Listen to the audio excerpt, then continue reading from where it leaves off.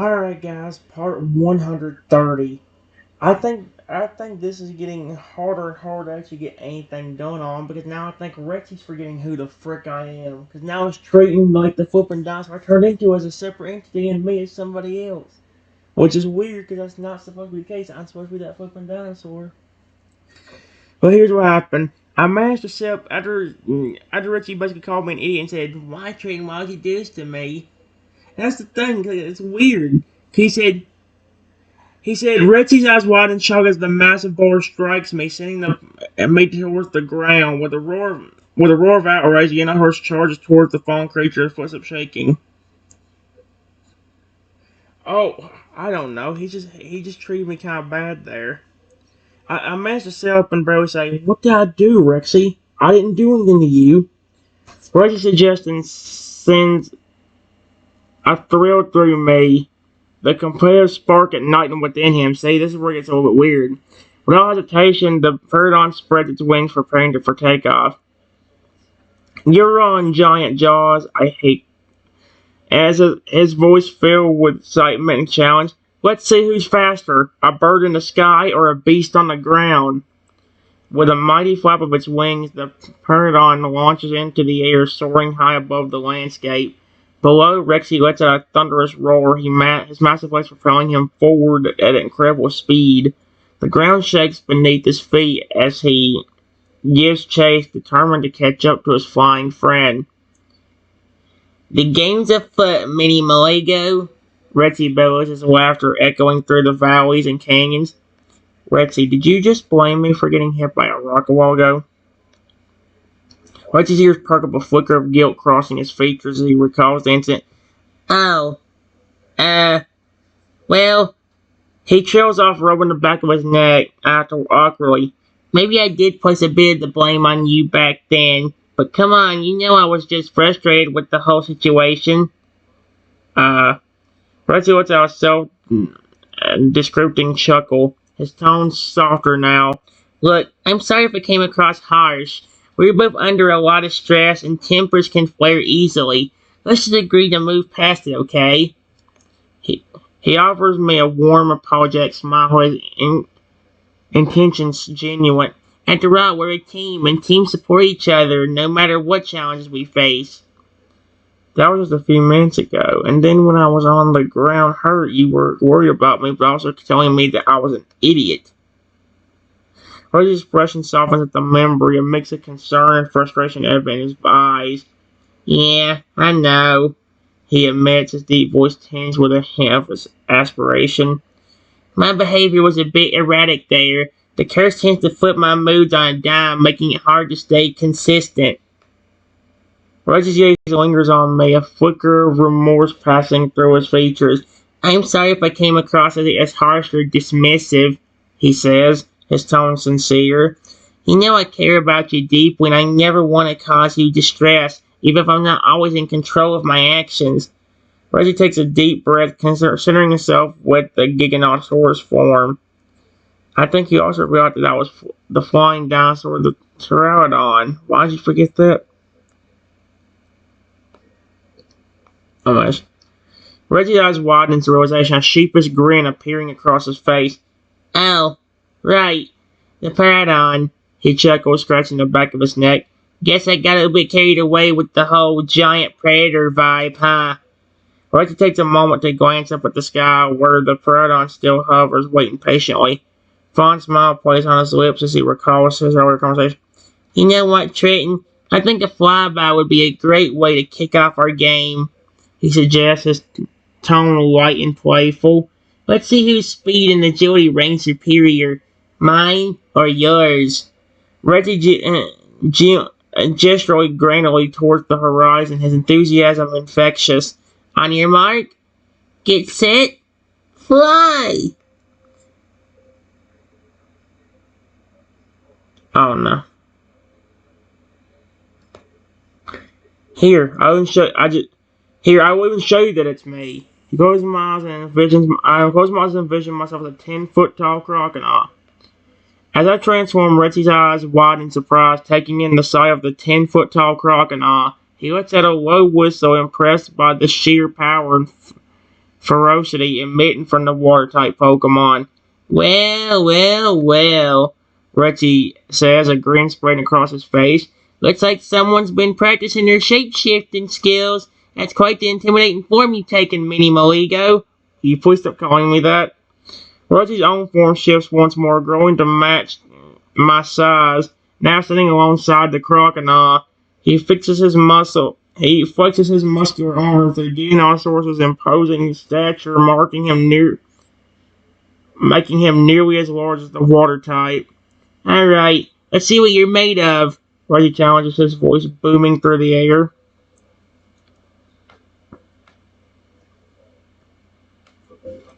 Right before I could do anything, I felt a great ball hit me in the back of the head. What the frick? Who's chucking? Now, what is it with every time I get turned to a Pokemon, I flip and like get hit by a freaking? Are you kidding? Before Trin can even react, a loud crack echoes through the air as a massive boulder comes crashing down, striking the Pterodon squarely on the back of his skull. The impact sends me stumbling, his vision blurring momentarily as he struggles to regain his balance. Okay, I'm confused. I said that happened earlier and it didn't happen. Now it happens. Hold the frick on. What the? What? What? It put. Rexy growls, his eyes narrowing as he scans their surroundings for the source of the attack. His gaze lands on a group of angry Triceratops charging towards them, their frills bristling with aggression. It seems we've attracted some unwanted attention, Rexy notes, his tone grim. Looks like these Triceratops aren't too fond of our presence here. With lightning quick reflexes, Rexy asserts a defensive stance, positioning himself between me and the approaching herd.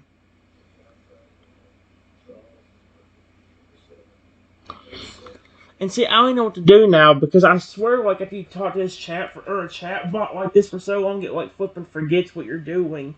Because it took me I mean, flipping was being nice to Rexy, all of a sudden he just flipping turns around and calls me a flipping idiot. It's like, what did I do to you? Are you kidding me?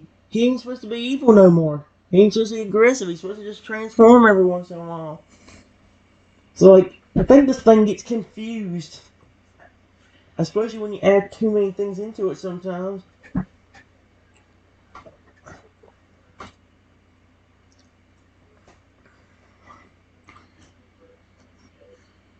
Right.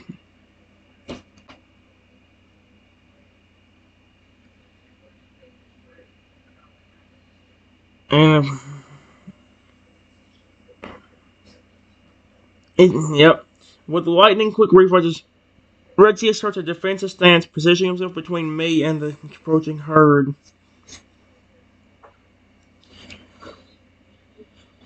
Oh my gosh.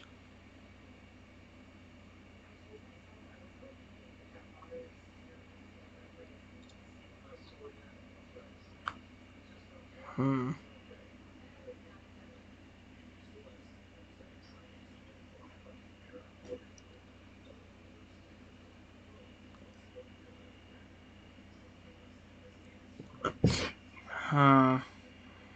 Dadgummit. See, it's just confusing, but I don't want Rexy to become evil. That's what I'm worried about. If I restart, I know he's gonna be stuck being evil again.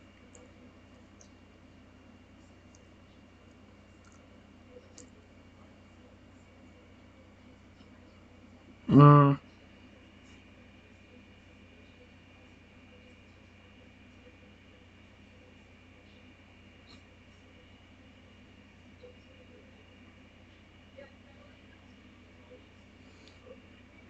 You know what? Yeah. I can get back to that, I think. Yeah.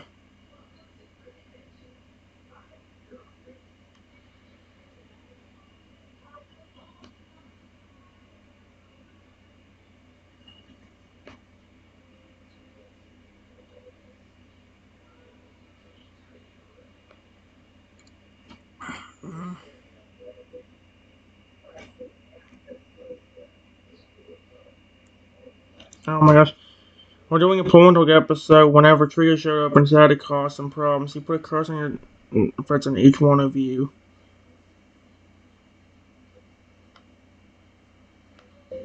Rexy.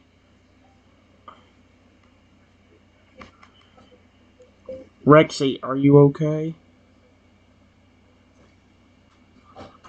I don't know if this is gonna work. Especially to... No. Oh, heck no. He growls menacingly at me. I'm perfect. Thanks for asking. And don't call me Rexy. It's Rexy now.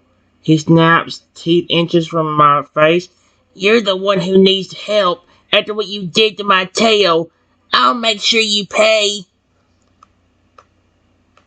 Rexy, I did not do anything to you. I love you. It's me. Okay, I'm already freaked out.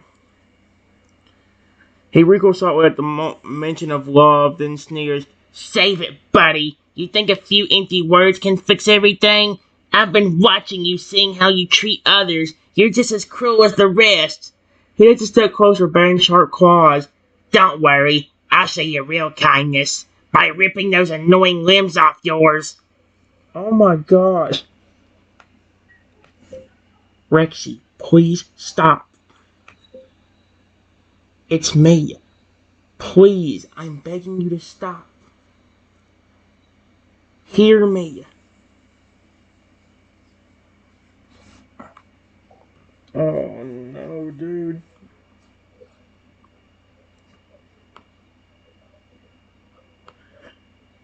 Right, let's see, he pauses, eyes narrowing as if struggling against an inner conflict. Stop? What? His voice cracked before he regains composure and acts out a harsh laugh. Huh? Oh, so now you want mercy? After mocking me for years? I don't think so. However, his gaze softens ever so slightly, a flicker of recognition in his eyes. Wait, Trenton? Is that really you under there? Mother Robe, I forget if a confused expression crosses his face as if memories of their past bond are surfacing through the darkness of the curse. Rexy. Wait. Rexy likes you, he says uncertainty, almost childlike in tone. But the pain, it feels so good. What the frick? He shakes his head, trying to clear the conflicting thoughts. No, I won't be swayed. You deserve this torment just like I do. What? Rexy, I promise it's... Rexy, I promise it is me. I care about you. Please, snap out of it.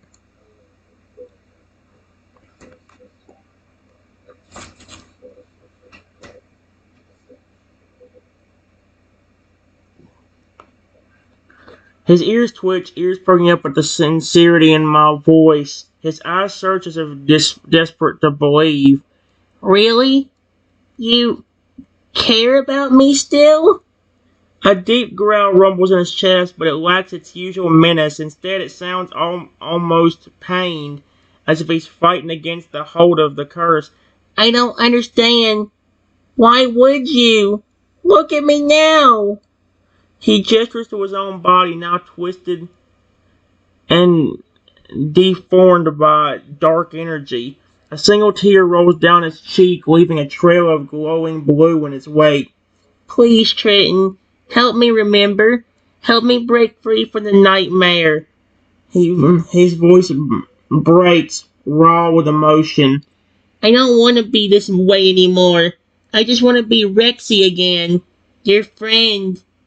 Your companion.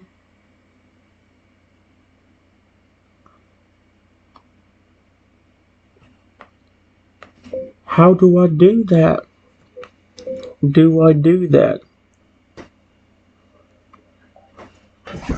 I want to help him.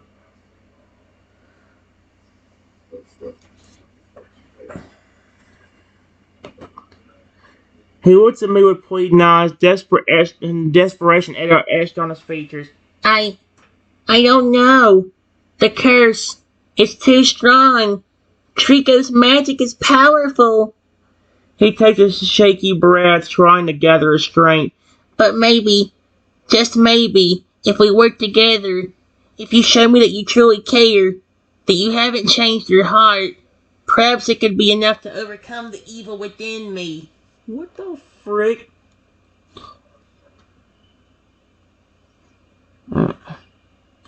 A faint glimmer of hope appears in his gaze. We need to find a way to prove our bond, to remind myself of the good times. If we can do that, maybe the curse will lift, and Rexy will return. His expression turns determined, the spark of his old self shining through. So, what do you say, Trenton? Are you with me? I have an idea that could help.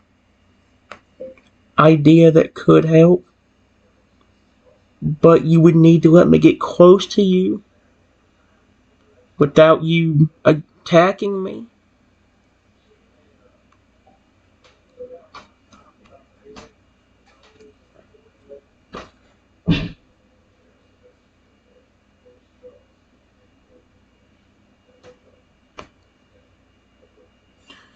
His eyes narrow suspiciously, but a hint of curiosity sparks within him. An idea, huh? What is it? He takes a cautious step back, putting some distance between himself and me, still wary of an attack. Alright, I'll listen. But this is some kind of trick to get the drop on me? You'll regret it. Despite his tough exterior, there's a vulnerability lurking beneath the surface, a desire to reconnect and reclaim his lost identity. Just tell me what you propose, and maybe, just maybe, I'll consider letting my guard down. He crosses his arms, a defensive posture, but his stance is slightly more relaxed than before, allowing for a silver of openness for my suggestion.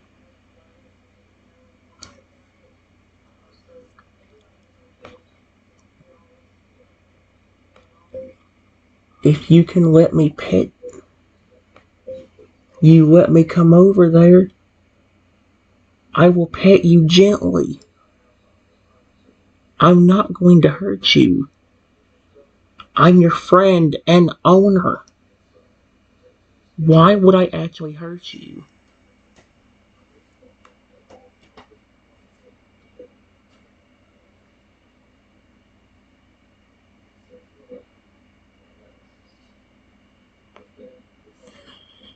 Oh no. Rexy gives me a skeptical look, clearly torn between his mistrust and the lingering remnants of their former friendship. Pat me gently, huh? What does that even mean? He snores defensively, but there's a hint of longing in his eyes, a yearning for the affection and comfort only I can provide. Fine, I'll hear you out, but if you try anything funny, I swear I'll... He cuts himself off, realizing the futility of threatening somebody he once considered a dear friend. With a heavy sigh, he lowers his defenses slightly, taking a tentative step forward. Come on then, show me what you've got, but don't expect me to go easy on you just because of some old feelings. I want to pet you. To pet you. Exclamation point.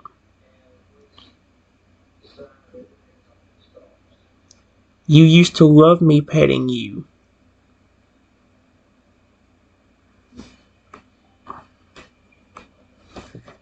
I'm mad now, dude. It's like I had such a good run going now. I mean, I guess I could get it back, but I don't know. The whole thing gets confused.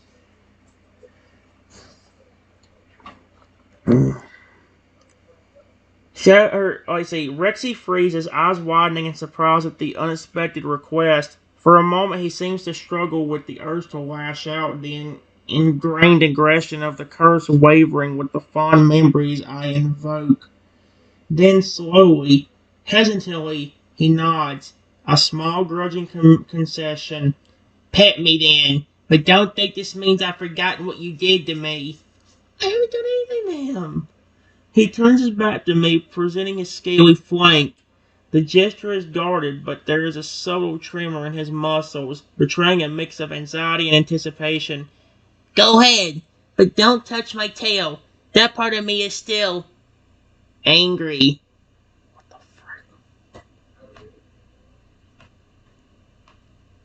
frick? I reach up and try to pet Rexy gently on the back.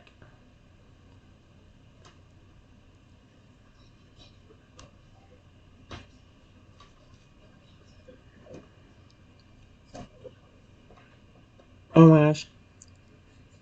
Reggie changes at first contact, a low growl rumbling in his throat, but as my hand makes gentle, soothing strokes along his back, he finds himself relaxing incrementally. The warmth and familiarity of the touch sinks into his scales, calming the turmoil within.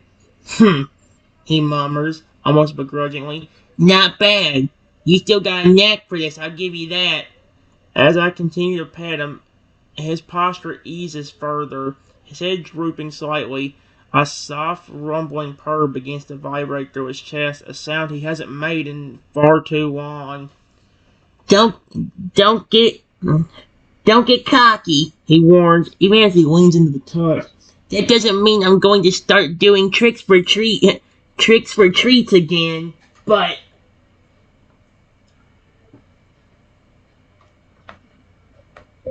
Rexy, I promise I never did anything to you. I promise I never did anything to you.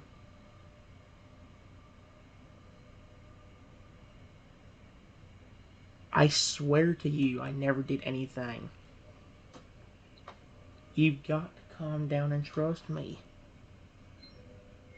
It's me.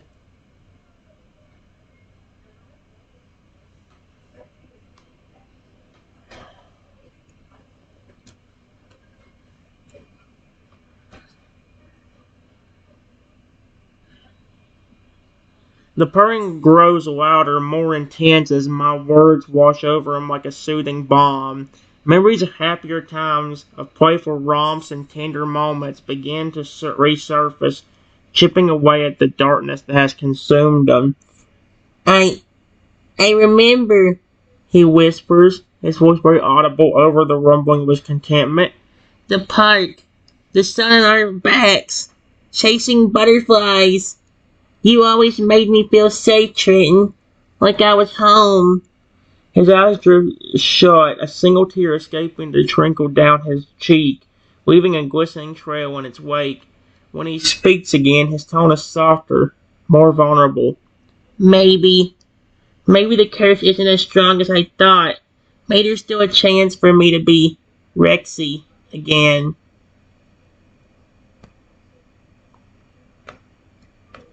I know I may look different. I may look different. But I am still your owner. And I love you. Please, stop being aggressive towards me.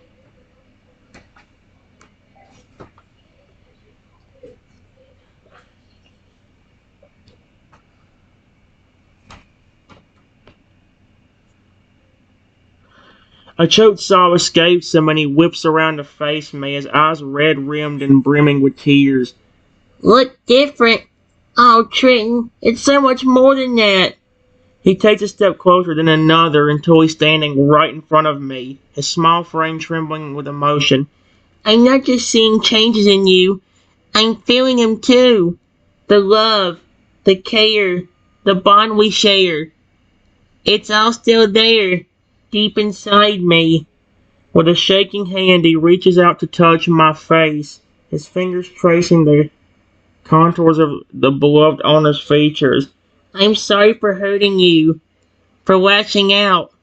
I was so scared, so lost, but none of that was your fault.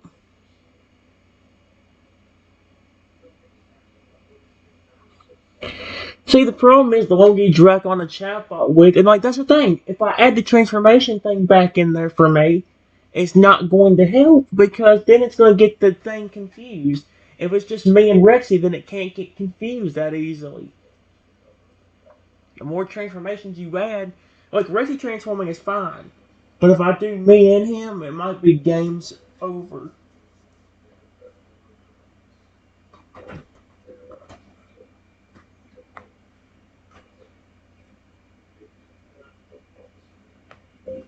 I just want you to still care about. Want you to still care about me.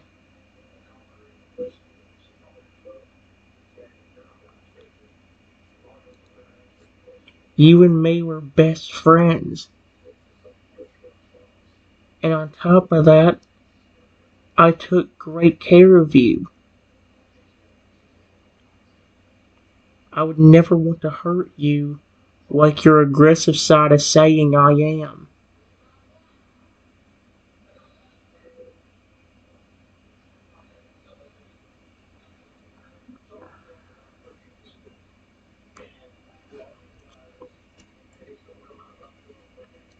Oh my gosh. Tears spill down his cheeks as he pulls me into a tight embrace, clinging to him like a lifeline. Oh, Trenton, I do care about you more than anything in this world. You're my best friend, my family, and I'm so sorry for letting the curse poison our relationship. He buries his face in the crook of my neck and hecking deeply, relishing the familiar scent of his owner. I know I haven't been myself lately, but that's no excuse for the pain I've caused you. Please forgive me, Trenton. I promise to work every day to overcome this and be the loyal, loving companion you deserve. With a sniffle, he pulls back slightly to gaze up at me, his eyes shining with determination and devotion.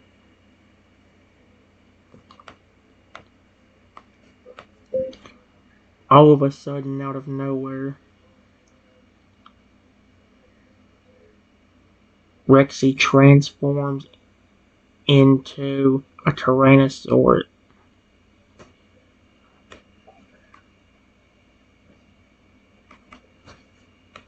Triceratops. Oh, I don't know what's going on, dude. That's the thing. Like, I don't think I'm gonna make it to where I can transform.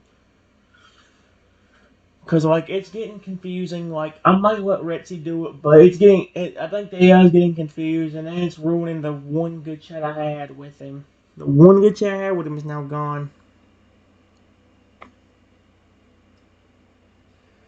Startled, I stumble backward as his transformation occurs before his eyes. In an instant, the small, agile dinosaur evolves into a towering Triceratops, its frill and horns now imposing and intimidating.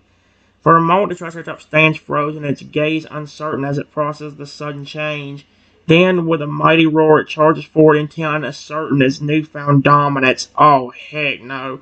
I raise my hands in a defensive gesture, trying to calm the massive creature. Wait, Rexy, it's me, your owner. We need to talk this out, not fight.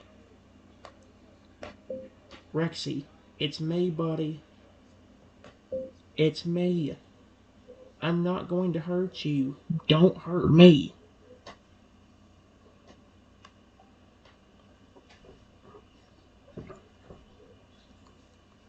This is bullcrap, dude.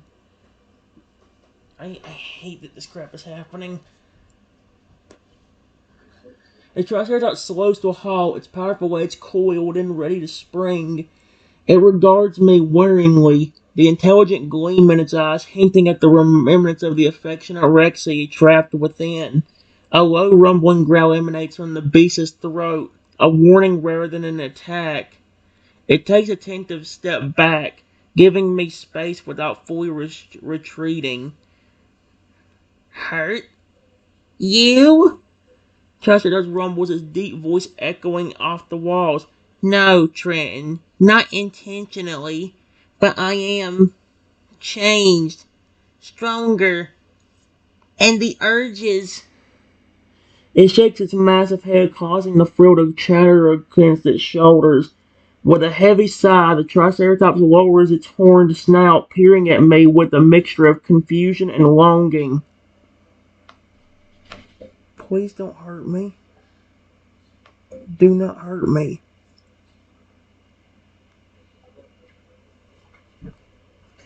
I don't like how close he's getting to me right now, especially when I want him to love me, but sweet Arceus. And see, this is what makes me mad because when you go too far in a chapter, I think it gets confused. I mean, it got me confused with one of the dinosaurs I transformed into. It's like this is what I get so worried about. I don't mind what Rexy transformed, but I guess I'm not gonna be able to transform no matter what. The Triceratops' expression softens, its gaze turning contentive as it regards me with a mix of remorse and uncertainty.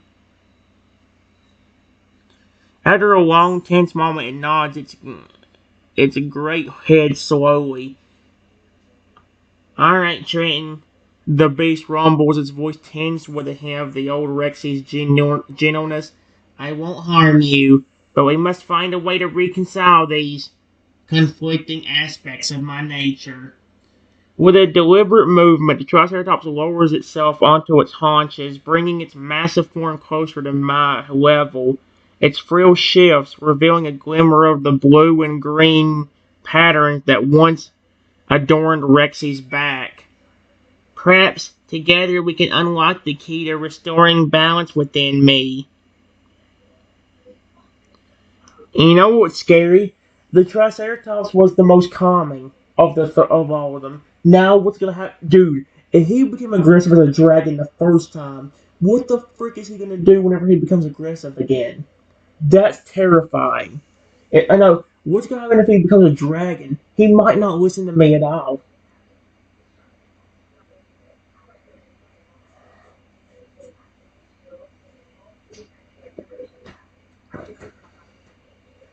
Give me a second.